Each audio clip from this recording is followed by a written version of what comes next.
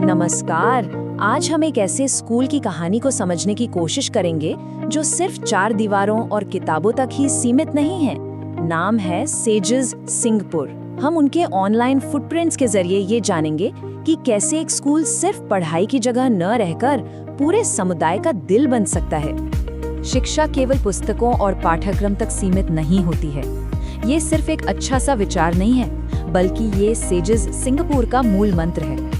यही वो सोच है जो उनके हर काम को दिशा देती है, और यही हमें दिखाती है कि असली पढ़ाई तो क्लासरूम के बाहर शुरू होती है। तो हमारी आज की पड़ताल कुछ इस तरह आगे बढ़ेगी। हम स्कूल की सोच से शुरू करेंगे, फिर देखेंगे कि ये सोच असल में काम कैसे करती है और कैसे ये स्कूल पूरे समुदाय का सेंटर बन जाता है। आखिर में हम प्रेरणा के स्रोतों और इससे मिलने वाले सबक पर भी नजर डालेंगे। तो पहला पड़ाव है एक स्कूल की सोच। देखिए, किसी भी बड़ी इमारत की तरह एक बेहतरीन स्कूल की नींव भी बहुत मजबूत होनी चाहिए। तो आइए देखते हैं कि सेजेस सिंगापुर किन उसूलों पर खड़ा है।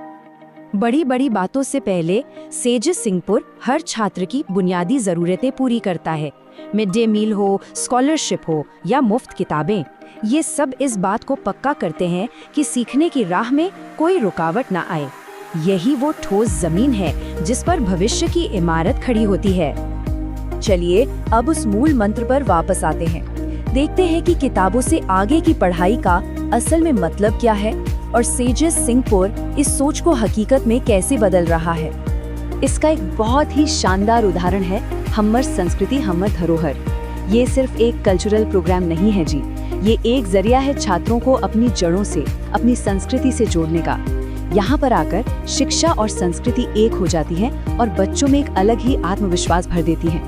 और ऐसा नहीं है कि स्कूल सिर्फ परंपरा की ही बात कर रहा है, यहाँ भविष्य पर भी उतनी ही नजर है। डिजिटल लाइब्रेरी और सोच की शक्ति जैसी ई बुक्स, ये न सिर्फ बच्चों को पारंपरिक ज्ञान से जोड़ती हैं, बल्कि उन्हें आज की दुनिया के लिए भी तैयार करती हैं। अब ये जो कहानी है ये सच में कमाल की है।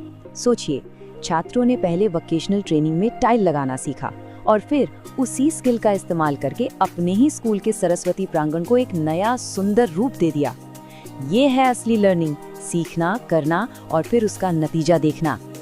तो अब स्कूल की चारदीवारी से थोड़ा बाहर निकलते हैं और देखते हैं कि कैसे सेजेस सिंगापुर सिर्फ अपने छात्रों का नहीं, बल्कि पूरे समुदाय का एक धड़कता हुआ दिल बन गया है। 70 ये सिर्फ एक नंबर नहीं है, ये लीडरशिप का प्रतीक है। जरा सोचिए, जब आसपास के 17 स्कूलों के 70 लोग एक साथ बैठकर स्कूल कॉम्प्लेक्स पर चर्चा करते हैं, तो ये दिखाता है कि सेजेस सिंगापुर सिर्फ अपने बारे में नहीं, बल्कि पूरे एजुकेशन सिस्टम के बारे में सोच रहा है। और ये टेबल, ये तो स्कूल और समुदाय के गहरे रिश्ते की पूरी कहानी कह देती है। एक रिटायर्ड हेडमास्टर साहब अपनी पत्नी के जन्मदिन पर किताबें दान कर रहे हैं। एक बुजुर्ग महिला बच्चों के साथ अपना जन्मदिन मना रही है और गांव के नेता विकास पर चर्चा करने आ रहे हैं। ये स्कूल सच में अब लोगों की जिंदगी का एक अहम हिस्सा बन चुका है। एक अच्छा स्कूल अपनी जड़ों को तो सींचता ही है, लेकिन अपने छात्रों को दुनिया के आसमान में उड़ने के लिए पंख भी देता है। तो चलिए देखते हैं कि सेजेस सिंगापुर अपने छात्रों के लिए प्रेरणा कहाँ से लाता है। यहाँ प्रेरणा के दो बहुत ही पावरफुल रूप दिखाई देते हैं, साइंस और गवर्नेंस।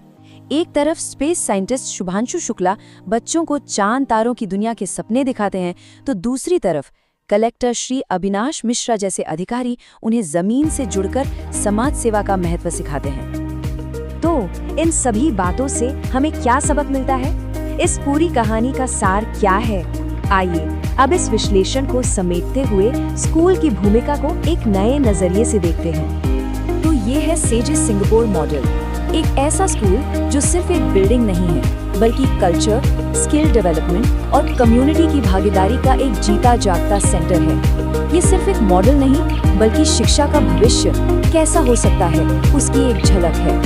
और आखिर में एक सवाल जो हम सबको सोचना चाहिए, क्या हर स्कूल अपने समुदाय का दिल बन सकता है? सेजेस सिंगापुर ने एक रास्ता तो दिखा दिया है।